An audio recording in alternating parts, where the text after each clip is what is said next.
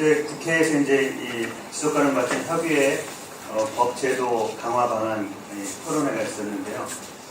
그 토론회 때는 안 나온 얘기지만 뒷풀이 할 때 나온 얘기가 지속가능 발전이 게다가 이제 지속가능 발전 협의회가 너무나 어려워서 한 10년 정도는 해야 이게 감이 잡히더라 이런 얘기들이 있었어요. 그래서 우리 박정학 국장님은 한 10년 정도 계속 해가지고 이 지속가능 발전 체제를 좀 구축하셨으면 어떨까 싶습니다.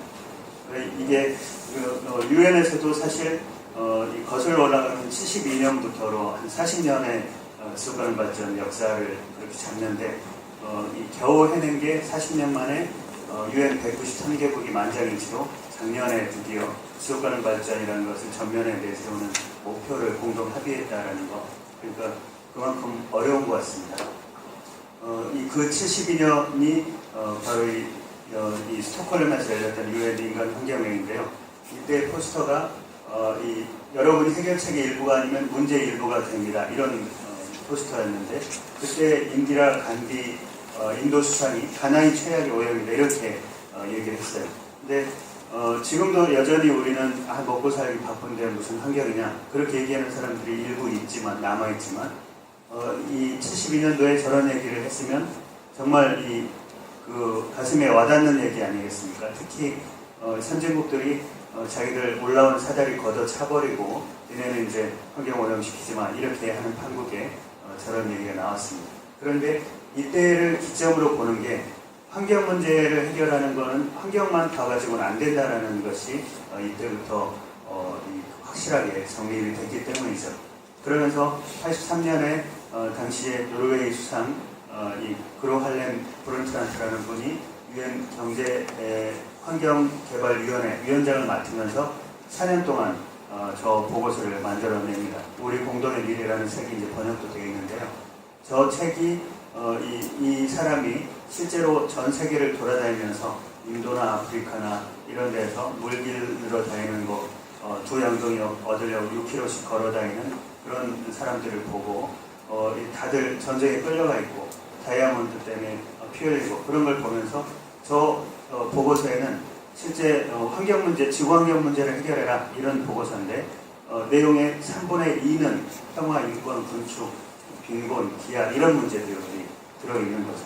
그러니까 이때 들어서 이 지속가능 발전이라는 그 개념은 이전부터 주장하는 사람들이 있었는데 이때 드디어 합의가 됐고 공식적으로 지속가능 발전이라는 것은 뭐 미래 세대가 쓸 거 남겨놓자 뭐 이런 개념이 확립이 됐고 그래서 사회 영역, 경제 영역, 환경 영역 따로따로 있었던 것들을 통합시키자, 통합적인 관점에서 보자 이렇게 얘기한 거죠. 그런데 어떻게 하면 통합적으로 볼 거냐 이 이해당사자 포럼을 이때부터 만들어서 유엔이 지금도 저 조직이 있는데요. 논의를 할 때 저 조직이 가동이 돼요. 그래서 이 여성, 청소년, NGO, 지방정부 그룹 이 그룹들이 유엔에 회의를 할 때마다 7, 8개월씩 논의를 하면서 수천 장의 문서를 만들어냅니다. 어쨌든 저렇게 모여서 이 공동의 이 접점들을 만들기가 정말 어려운 거죠. 사실 같은 분야에서도 협력하기가 어려운데 우리 시민단체들끼리도 분야별로 모이기가 너무나 어려운 거죠. 지속가능 발전 개념의 이 5가지 특성들을 보면은 그게 더 어렵다라는 것을 우리가 느낄 수가 있는데 종합적인 관점을 갖자, 통합적인 시각을 갖자라는 것을 말하기는 좋은데 어려운 거죠. 시공간적으로 포괄해야 되고 경제사회 환경을 동시에 고려해야 되고 세대 내 세대 간, 동물 들어갈 생물종 간 이런 형평성을 고려해야 되니까 어렵고요. 물리적인 안전, 인권, 민주적 참여, 권한 이런 문제를 또 봐야 되니까 어려운 거죠. 그런데 왜 안전일까? 물리적인 안전뿐만이 아니라 사람에 대한 안전, 의사결정에 대한 안전 이런 거죠. 그거하고 엮여서 의사결정은 신중하게 해야 된다. 그러니까 원전이 위험하지 않다고 하는 사람들이 입증해내야 된다는 그런 얘기가 들어있는 거죠. 우리 공동의 미래 그 보고서에 이 지속가능 발전 개념이 나오는데 거기에서 지속가능 발전을 하려면 정치, 경제, 국제 체제까지 다 바꿔야 되는데 특히 행정 문제에서는 유연하고 자기 교정력이 있는 행정체제 이렇게 강조를 하고 있습니다. 그 유연하다라는 말은 이 формат 행정을 넘어서자, 사일로 이펙트를 넘어서자 그런 얘기라고 할 수가 있는데요. 부서별로 사회부서, 문화부서 그러면은 사회 예산만, 사회 정책만 이렇게 하다 보니까 이 행정이 포괄해야 될 이런 영역들 속에서 이것만 가지고 낭비와 사회적 이 비용을 처리한다라는 거죠. 근데 이거를 가만히 우리 이 시민사회 영역에서도 보면은 사회단체 따로, 경제단체 따로, 그게 역할 분담으로 이제 이 그 독재를 무너뜨리는 데는 좋았는데 이 대안을 만들어내는 데에서는 사회단체 따로, 경제단체 따로 해서 역할 분담을 나누는 것 가지고는 부족하다. 이것도 생각해 볼 수 있을 것 같습니다. 그래서 그 칸막이를 어떻게 하면 넘어설까 하는 게 이 지속가능 발전의 한 축이다. 이렇게 보시면 될 것 같고요. 두 번째 거는 유연하고 자기 교정력이 있는 행정체제니까 자기 교정력이라는 건 뭐냐면은 관료들만 모여있는 데에서는 도저히 자기 교정력이 없겠다. 그러니까 이 자기들이 잘하는 거는 행정만 해도 되는데 교정 능력이 없는 것은 외부의 도움을 받아라. 지역 주민이든 시민단체든 기업이든 그런 도움을 받아라라는 의미가 있는데요.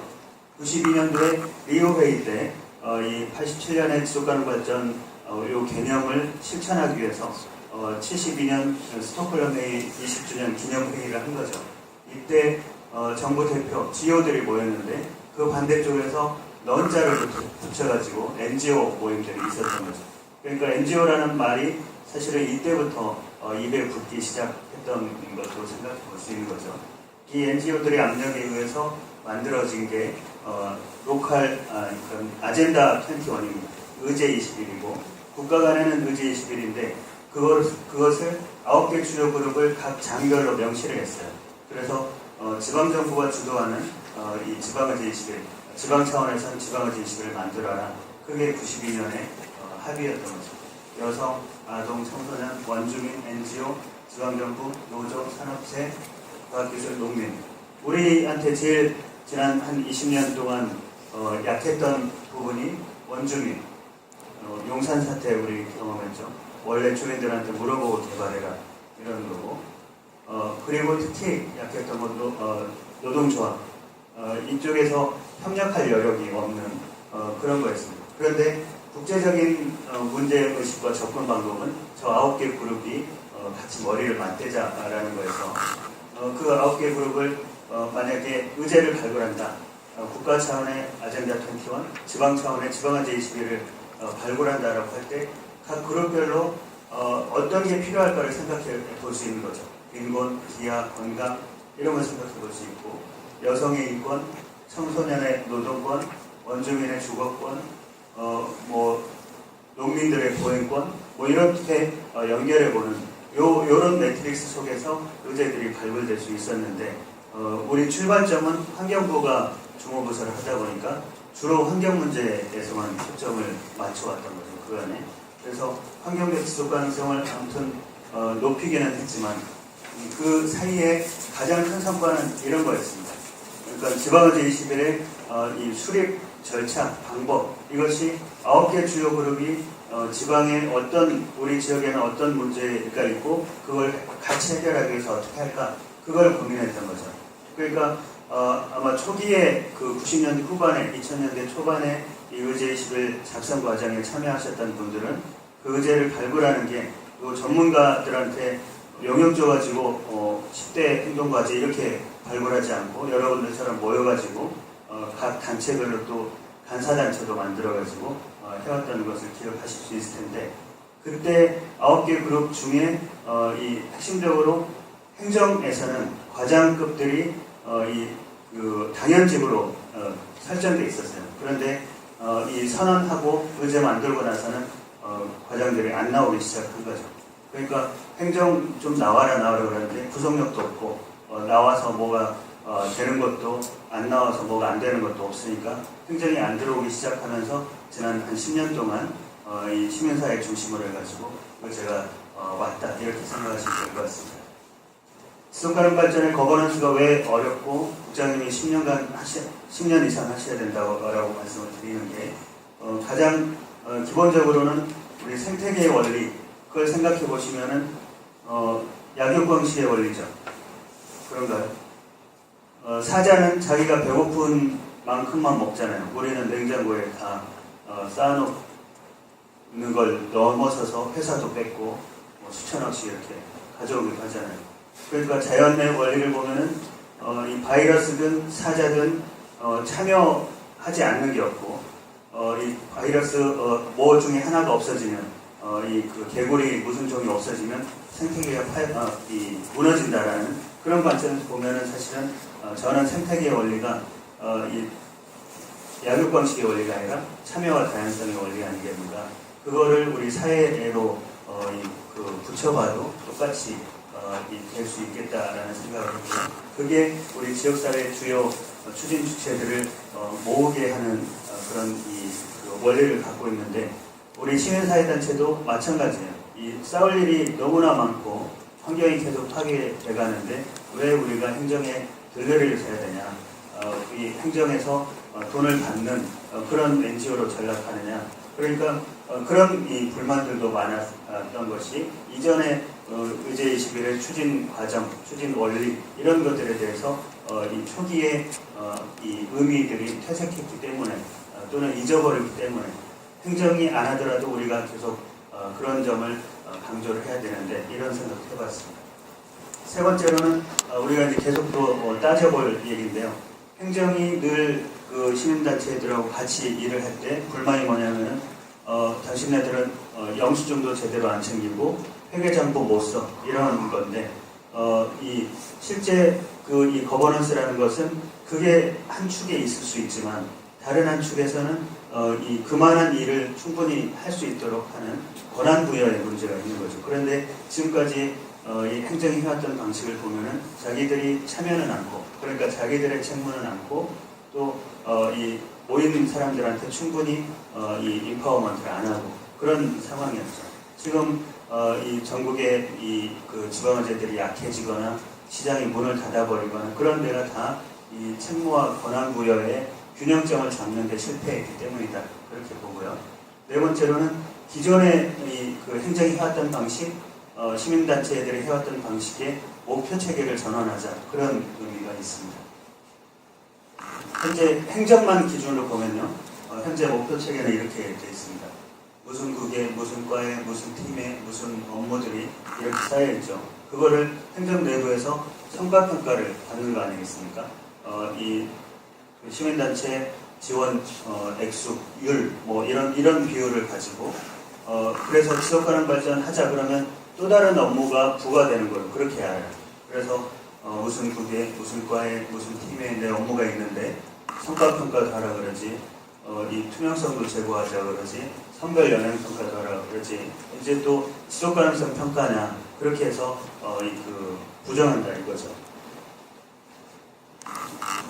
그렇다 보니까 우리 수원에서도 이 지속가능 발전 용역도 하고 그랬는데 보통 이제 오해하는 것이 이런 겁니다. 각 부서별로 이 단위 과제가 있고 성과 지표가 있는데 용역사가 비전을 설정을 해요. 우리가 모여서 설정을 하는 게 아니라. 그러니까 용역사가 전략도 세우고 용역사가 이해과제도 해서 단위 과제를 연결해 놓고 용역사가 지속가능 발전 지표도 만들어요. 그렇다 보니까 저 지표가 용역 보고서로 오면은 기획부서나 담당 부서는 저 지표들을 나누기에 바쁘는 거죠. 그렇다 보니까 우리 수원시의 지속 가능성 이러면 수원시장이 이 책임을 져야 될 일을 공무원 책임으로 넘길 수밖에 없는 그런 구조가 되더라는 거죠. 그런데 취업자 증감률 이거를 일자리 부서만 잘해가지고 되는 겁니까? 사회부서에서 사회적 경제 이런 것도 잘하고 해야 되는 거죠. 자동차 사고 사상자 수 교통부서만 잘해가지고 될 일이 아니잖아요. 그러니까 저런 지표들은 하나의 지침이 되는 지표이지 저 지표를 하나씩 연결해가지고 부서로 묶다 보니까 이 부서들이 반발하는 거죠. 의제에 참여 안 해야지. 또 지속가능성 평가 안 해야지. 그래서 제대로 우리가 생각해보면 목표 체계를 바꾼다는 것은 이런 의미가 있습니다. 비전을 함께 세우고 전략도 이행과제도 함께 세운다라고 하면은 공무원의 책무는 지금 하고 있는 일, 단위 과제를 잘 하는 거고 지속가능 발전 지표도 같이 만든다라고 하면 이거 전체가 이 단체장의 책무가 되는 거죠. 그래서 취업자 수 증감률 지금 너무 떨어졌다. 그러면은 경제부서도 사회부서도 저 지표가 저런 상태이니 내가 무슨 일을 해야 될까? 그 다음에 교통사고가 어떻다, 사회적 경제 자립률이 어떻다, 에너지 소비량이 어떻다. 그러면은 환경부서만 이 에너지 소비에 대해서 고민하는 게 아니라 경제부서도 에너지를 줄일 수 있는 그런 경제체제를 어떻게 갈까를 고민할 수 있는 그런 지침으로 활용하자라는 거죠.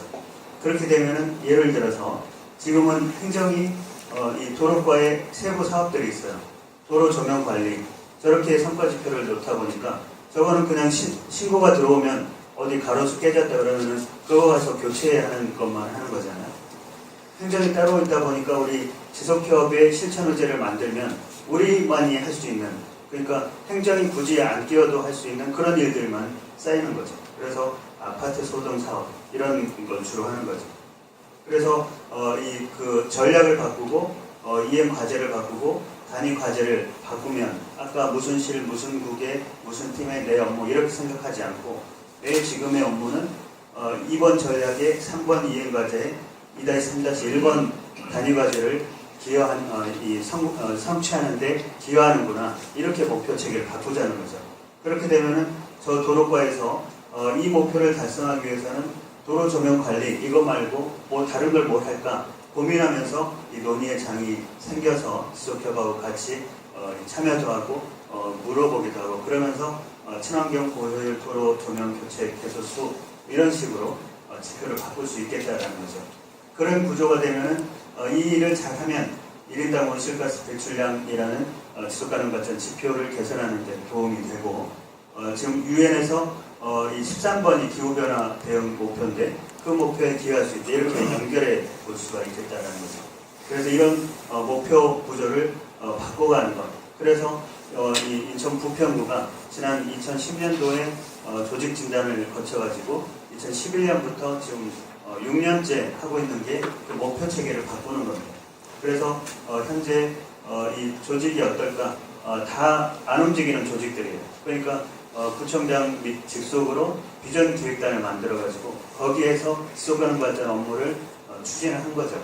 그러면서 교육을 계속했고요. 지속가능 발전 위원회를 만들었습니다. 거버넌스 시스템을 새롭게 행정을 바꾸는 걸로 해서 지속가능 발전 위원회를 만들어가지고 목표 구조를 바꾼 거죠. 그래서 실국 단위로 있던 목표들을 이 전략과 이행 계획으로 지속가능성 지표도 지표도 개발하고 그렇게 진행되어 왔습니다. 그런데 여기도 2011년도에 진행이 되고 2015년도에 다시 진단할 때 보니까 지속가능 발전 지표를 아까처럼 5회라고 했던 데처럼 하나씩 묶어놨어요.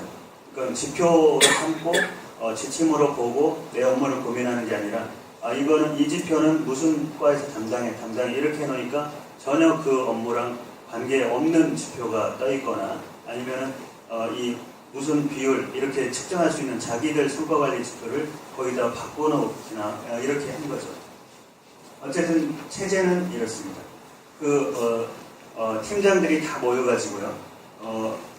이렇게 4가지 꼭지를 만들었어요. 그럼 여러분들처럼 원탁 테이블에서 부평하면 떠오르는 거 뭐냐, 이 10년 뒤에 뭐 어땠으면 좋겠느냐, 그래가지고 푸른 뭐 부평, 뭐 문화가 있는 부평, 뭐가 있는 부평 그런 것들을 단어들을 모아가지고 이 4개의 목표를 세운 거죠. 큰 축으로.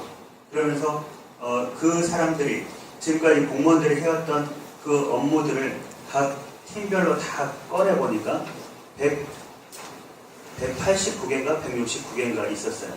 그 목표들을 다 종이 한 장에 써가지고 와라.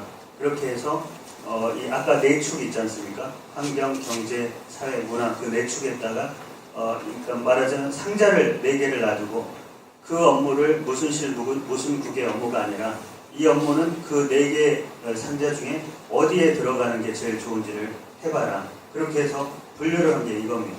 그러니까 그간에는 만약에 살기 좋은 공동주택 만들기 이거는 주택부서의 일이었을 텐데 주택부서가 아니라 이 일은 이웃과 함께하는 부평이라는 복지 전략을 달성하는데 들어가는 목표다. 이렇게 목표 구조를 바꾼 거죠.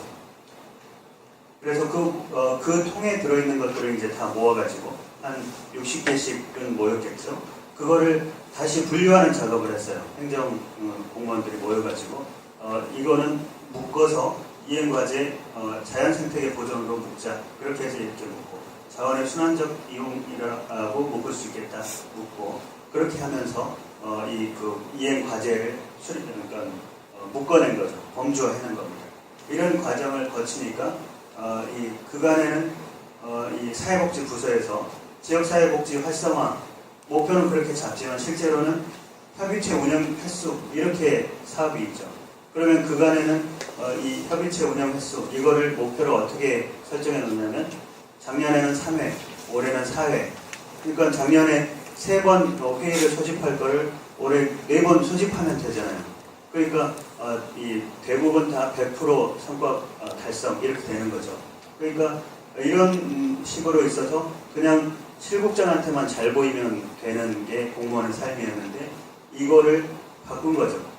4번 전략, 4-1번 과제, 4-1-1- 단위 과제로 목표 체계를 바꾼 겁니다.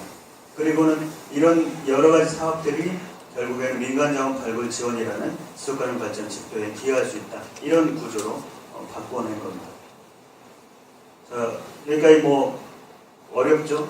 근데 그 실국 단위로 있었던 그 목표 체계를 이 전략별로 이 업무를 재배치했다. 그렇게 보시면 되겠고, 그게 한 4년 동안에도 안 이루어졌어요. 5년차, 6년차 돼서 비로소 된 거니까, 이 부평 모델이 빛나는 이유는 너무 어려우니까 다른 단체장들이 5, 6년씩 투자를 내가 해? 이렇게 생각을 하지 않으니까 쉽게 전파 안 되는 것도 있습니다. 그래서 이 상당수의 이 지자체에서는 지표만 설정해보자. 공동으로 지표만 설정해보자. 그래서 지속가능 발전 지표만 따로 보게 됐습니다. 그래서 이따가 인천 남구 의제 예시를 드려드릴 텐데요. 그런 지표라는 게 이런 의미가 있습니다. 그럼 새롭게 한번 해보자. 새로운 프레임으로 새로운 철학을 해보자. 행정도 제한할 수 있고 우리도 제한할 수 있죠. 청소년 비만 문제가 큰 문제다. 우리가 제한할 수 있습니다. 요거를 문제를 해결해보자. 그런데 그걸 얘기를 하면은 행정에서는 뭐라고 얘기하냐면은 비만 원인이 다양하고요. 그거 우리 부서 일이 아니에요. 그렇게 얘기하는 거죠. 그거는 보건소에 가면 자료가 있나? 이렇게 얘기하는 거죠.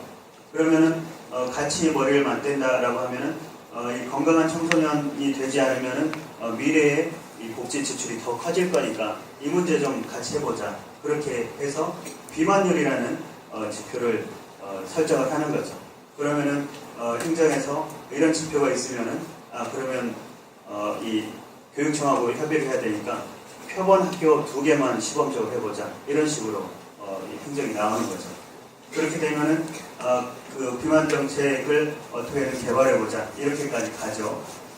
여기까지 오면은 다른 부서들이 이제 그 목표 체계를 바꿨다라고 할 때 체육부서에서도 그런 지표가 있어. 그러면은 우리도 방과 후 체육 프로그램을 좀 하는데 도와줄까? 이렇게도 나올 수 있겠다라는 거죠. 그래서 이 지표라는 것은 그런 의미를 갖고 있어서 어떤 분들은 목표랑 전략이랑 이런 걸 다 세우고 나서 그걸 달성했는지를 보는 게 지표인데 무슨 지표를 따로 하느냐 이렇게 불만인 분도 계셨는데 지속가능 발전 지표라는 거는 성과 지표는 아니다라는 건 아까 말씀을 드렸잖아요. 그러니까 우리 수원시의 경제적 지속 가능성의 수준을 보는 거고 환경적 지속 가능성의 수준을 보는 거기 때문에 지표를 이런 식으로 해서 청소년 분야에서는 비만 문제가 크다, 낮다 이런 것을 보여주는 의미가 있기 때문에 괜찮다고 봅니다.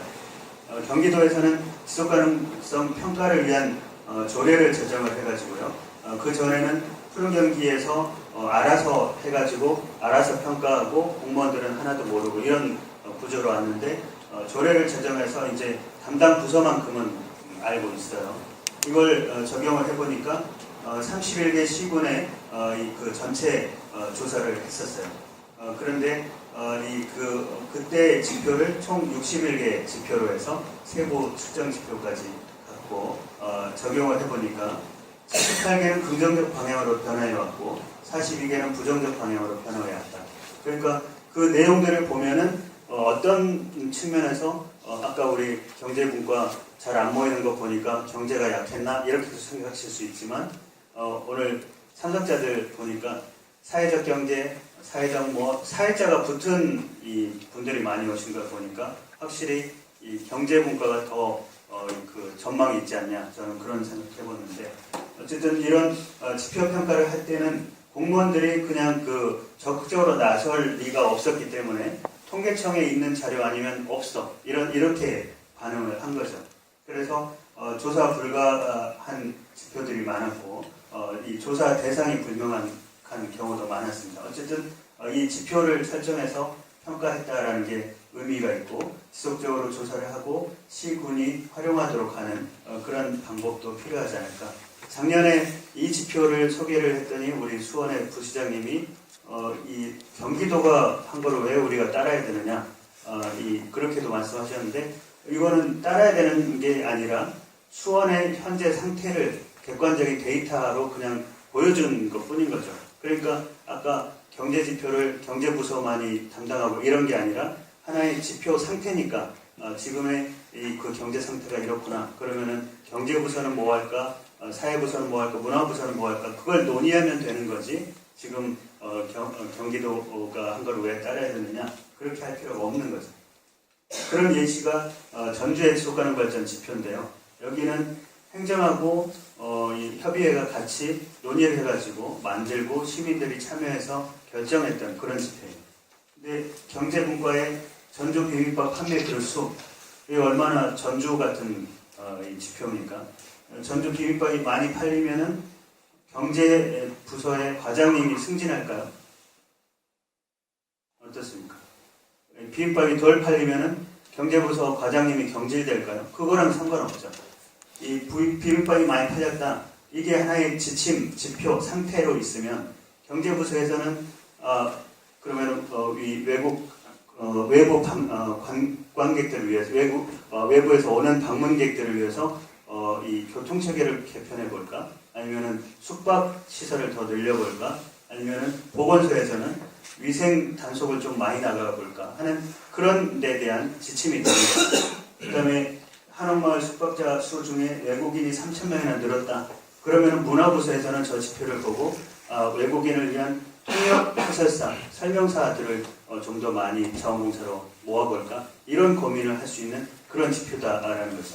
그래서 아까 우리 수원 의제, 4차 의제에 10대 분야의 30대 행동 목표 이런 게 있지만 그런 목표 자체는 우리 위원들이 모이면 실천력을 담보할 수 있는 그런 건 되지만 행정이 전혀 안 움직이고 우리끼리만 할 수 있는 그런 위험도 있지만 이렇게 지표를 공동으로 설정해 놓거나 아니면은 행정이 형식적으로 참여하고 집에 가버린 그런 상황에서도 이런 지표를 만들면 계속해서 수원시에 이런 상태가 이러니까 경제정책 좀 더 잘 해보십시오.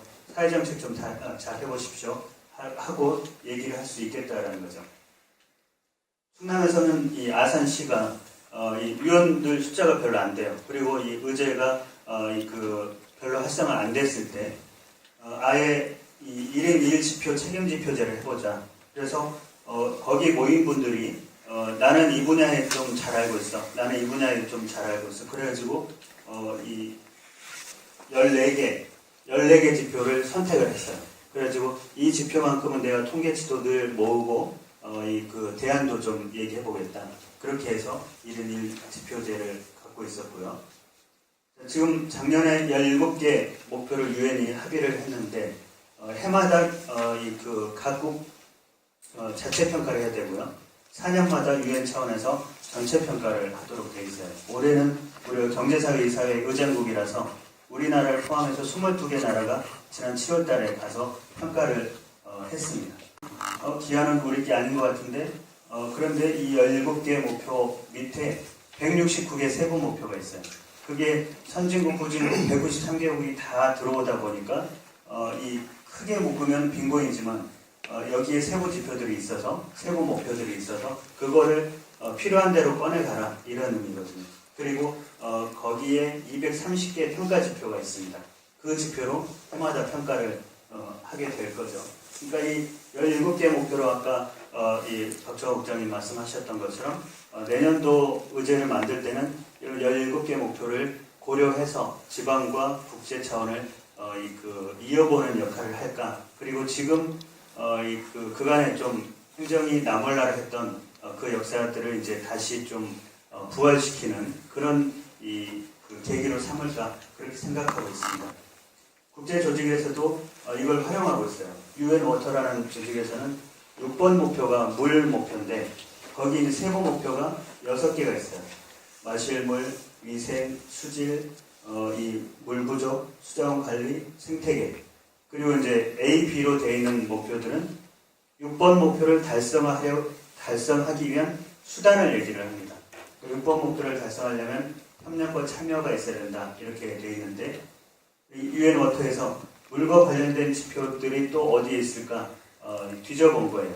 11-5번 목표에 물 관련 재해 목표가 있으니까 UN 워터라는 조직에서는 이 6-1부터 6번까지와 11-5번 목표에 집중하겠다. 그렇게 이 목표를 세운 거죠. 그래서 다시금 우리가 이 9개 주요 그룹의 인권, 주거권 뭐 이런 이 이슈들을 뽑아서 매트릭스를 만들어서 의제를 만들었던 지난 이 90년대 중반 후반을 생각해 보면 여기에 이제 그 정해져 있는 거잖아요. 1번 빈곤 목표, 2번 도시농업, 기아, 식량 안보, 3번 건강 이런 목표들이 정해져 있으니까 1번 목표와 관련돼서 청소년 빈곤 문제, 뭐 농민의 빈곤 문제 한번 해보자. 도시농업이나 여기 세부 목표가 도시농업들이 있어요. 도시농업과 관련돼서 우리 지방정부는 뭐 할지, NGO들은 뭐 할지, 건강 문제 관련해서 노동조합에서는 뭐 할지 이런 거죠. 그럼 지금 이 SDG 관련해 가지고 토론회를 가보면 이렇게만 모여 있어요. 1번 목표 토론회, 2번 목표 토론회, 경실련에서 개최하는데 뭐 5번 목표 토론회, 여성단체에서 개최하는데 4번 목표 토론회. 그러니까 실제로 가서 보면 그간의 이 SDG라는 이 타이틀을 걸지 않아도 성평등 관련된 토론회를 하는 거랑 별 차이가 없어요. 그러면은 각각 목표 하나씩 가져가가지고 토론하면 되겠네. 그리고는 최종 결과물을 가져오면 되겠네. 이렇게 할 수 있는데 올해 그 자체 평가 그 각국의 평가에서도 가장 중요했던 거는 이행 체계였습니다. 이 목표를 어떻게 이행할 건지, 국가 단위에서 어떻게 이행할 건지, 지방 단위에서 어떻게 이행할 건지. 그러니까 어떤 분은 또 지방의제가 이제 업그레이드 돼야 된다 이렇게 얘기하시지만 실제로는 요 매트릭스를 완성해주는 역할이 그 업그레이드 역할이라는 거죠. 제 생각에는. 그러니까 빈곤 문제 관련해서 많은 정책 이슈들을 제안을 할 수는 있지만 그렇게 이 가로축으로 돼 있는 그런 많은 이 이슈들을 어떻게 하면은 여성 그룹이 참여해서 풀어낼 수 있게 할까? NGO가 풀어낼 수 있게 할까? 그리고 NGO만이 아니고 NGO는 농민이, 기업과 원주민이, 여성과 과학기술자가 모여서 풀어야 될 이슈들을 잘 연결해 주는 것이 실은 우리 지속가능발전 협의회가 UN 지속가능발전 목표 이행 체계를 구축하는 가장 큰 의미가 있다고 생각합니다. 인천 남구에서는 이 인천 남구가 얼마나 가난한 동네냐면요. 이 빈곤율부터 해가지고 범죄율, 자살률 전국 1위예요. 그러니까 돈도 없어요. 재정 자립도 꼴찌 이렇게 해가지고 심지어 구청장님이 뭐라고 얘기하셨냐면 돈도 없는데 옆에 동네 부평구에서 지표 만들었다니까 그거 가서 베껴 이렇게도 얘기를 하셨는데 그런데 실제로 베껴온 건 아니고 국내외 한 200여 개 지표를 모아가지고 이 추진 사안을 행정에서 팀장이 3명이나 들어오고 이 지속협의 기획위원회 위원들이 또 3명이 들어와서 이 추진단을 만들어가지고 국내의 지표들을 다 뒤져보고 그 중에 한 70개, 60개를 뽑았어요. 지속가능 발전 지표를. 그리고는 이 공무원들하고 워크샵을 해가지고 그 지표를 우선순위를 정했습니다. 그래서 최종적으로 34개 지표가 나왔는데요. 그 34개 지표를 기존의 구청장님의 전략과 분야에 그대로 맞춘 거예요. 부평처럼 새로 짜지 않고. 그렇게 하다 보니까 이 중에 이 목표는 UN SDG 몇 번 목표랑 관련이 있다. 이런 체계도 구축을 할 수가 있었고 공무원들한테 우선순위를 이렇게 뽑은 거죠. 그래서 34개의 우선순위를 선정을 해서 34개 지표 중에 이 상위 9개를 가지고 시민들한테 나갔어요. 전체 34개 인천 남구형 지속가능 발전 지표 표인데 시민들한테 나가서 숭이동에 가서 묘면동에 가서 평생학습 축제에 가서 이렇게 그 지표 투표를 한 거죠. 우선순위. 그래가지고 마을 카페 등 주민 공동 이용 시설이 있었으면 좋겠다. 평생학습 참여가 높았으면 좋겠다. 건강검진율, 도시공원 면적, 요 지표, 상위 지표들이 다 인천 남구가 그간에 꼴찌하고 있는, 그래서 인천 남구가 좀 주민들이 원하고 있는 그런 지표들이었어요.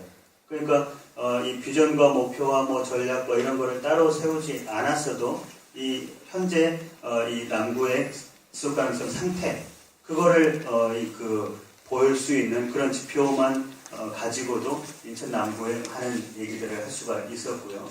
그러니까 내년도에는 이 인천 남구가 34개 지표를 관리할 거지만 이 9개, 특히 한 4-5개 핵심 사업으로 할 만하잖아요.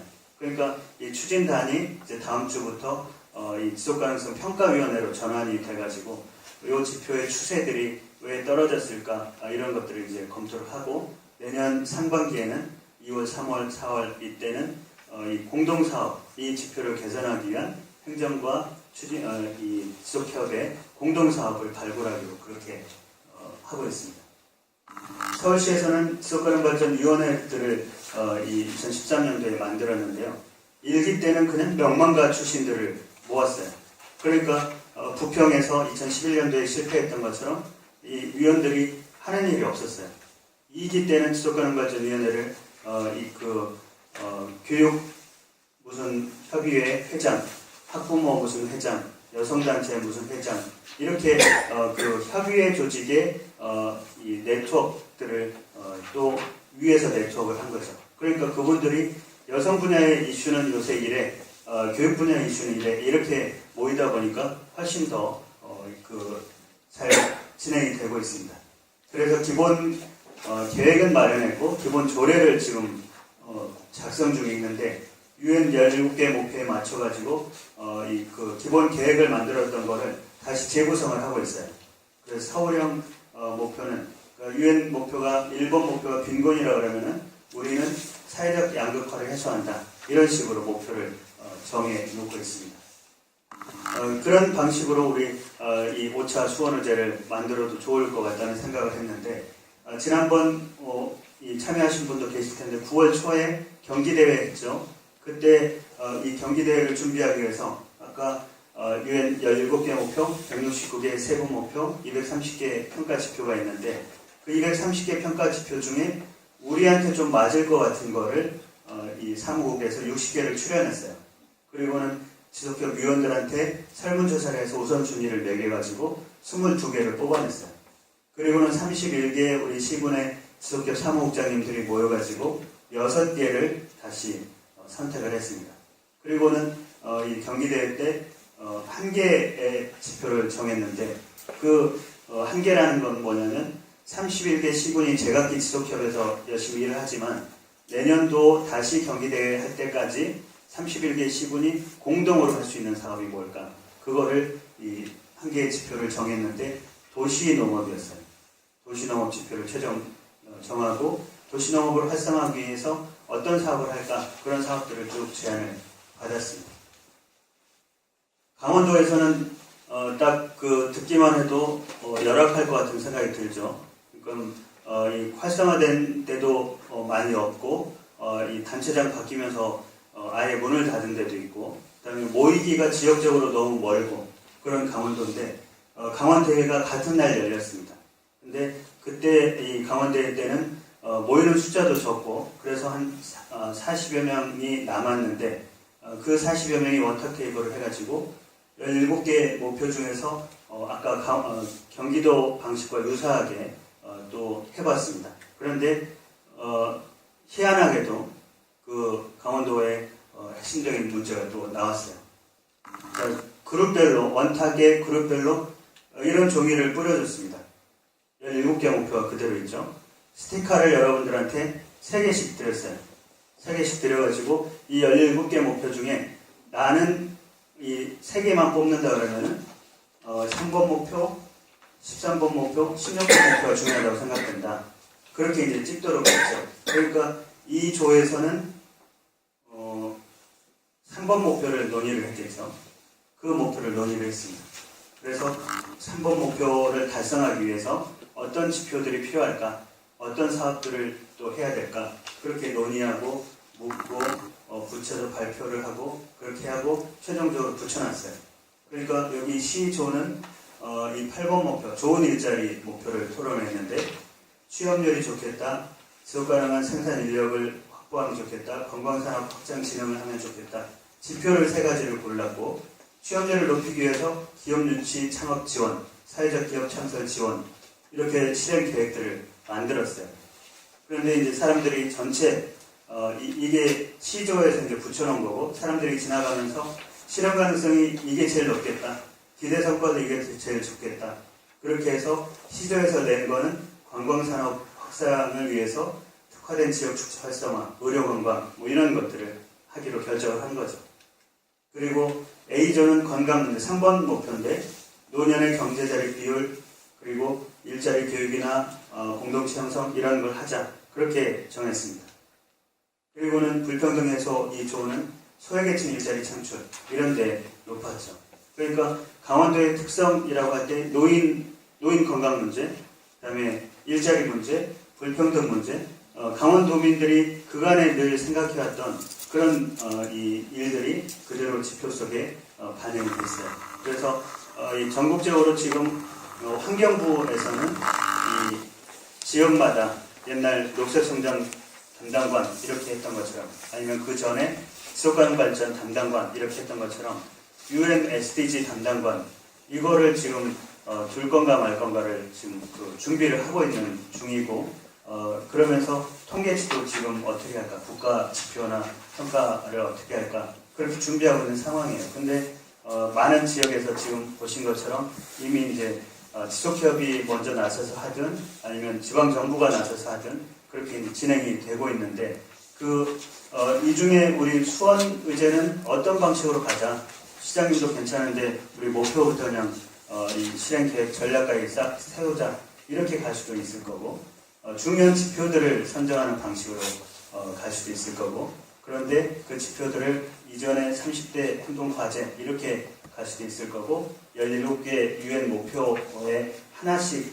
끼워 맞춰볼 수도 있을 거고 그 중에 우리는 한 11번 목표만 집중하자 이렇게 갈 수도 있을 거고 또 그 목표를 정하고 지표를 정하고 하는 방식이 공무원들과 함께 할 수 있는 방식도 있을 거고 위원님들이 만들어서 제안하는 방식도 있을 거고 아니면은 인천 남구처럼 시민들이 투표해가지고 하는 방식도 있을 거고 그런 논의들을 저는 이 수원이 이 11월, 12월, 1월, 2월 이렇게 차분히 하셨다가 내년 이 봄에 새로운 의제를 만드셨으면 좋겠다 그런 생각을 했습니다. 혹시 제가 너무 오래 잡았지만 질문 있으시면은 하시죠. 요즘 부평 상황은 어떻습니까? 부평이 이제 아까 SD 지표를 내가 관리해야 되는 지표 이렇게 그 개념을 깨고 그 지침이 되는 지표 이렇게 상태 지표 이렇게 이제 개념을 바꿔놓으니까 대부분의 지표들이 작년에 평가했을 때는 높아졌어요. 그게 구청장이 이제 2011년부터 했는데 2014년, 15년에 왜 다시 컨설팅을 받았냐면은 아니 이 전략을대로 하면은 지표값이 더 높아지고 좋아질 거라는데 왜 아무 성과가 없어? 이렇게 고민한 거예요. 근데 막상 들여다 보니까 그 4년 사이에 지표들이 막 바뀌어버린 거죠. 이건 내 지표니까 더 쉽게 만들어야지 이렇게 바꿔버린 거예요. 그리고 막상 단위 과제로 공무원들이 갖고 있는 일이 5년 전에도 10년 전에도 했던 일을 그대로 하고 있어요. 그러니까 아까 도로과에서 도로 조명 개수 이 정도만 있는 거죠. 그게 이제 친환경 고효율 도로 조명 교체 수 이렇게 되질 않고 그래서 결국엔 문제가 이 SD 지표도 내 성과 지표로 생각하는구나 이걸 깰 필요가 있었고요. 그 다음에 지금 하고 있는 단위 과제를 바꾸기 위해서 지속하고 더 논의해라 이런 구조를 만들어 놓고 그리고는 또 그러면 성과관리 아니니까 내 일을 안 해야지 이렇게 될 수 있잖아요. 새로운 일을 바꾸거나 단위 과제를 바꾸거나 그런 팀들에게는 플러스 점수를 주는 거예요. 성과관리 때 그렇게 하니까 확실히 높아졌어요. 그럼 2015년의 결과를 가지고 평가를 해서 네. 그 피드백한 내용을 지금 2016년에 지금 적용을 하고 있는 거예요. 예, 예. 그 보고서도 아마 홈페이지에 올라와 있을 겁니다. 기획에서 이제 내려와라 이런 예, 감사합니다. 고맙습니다.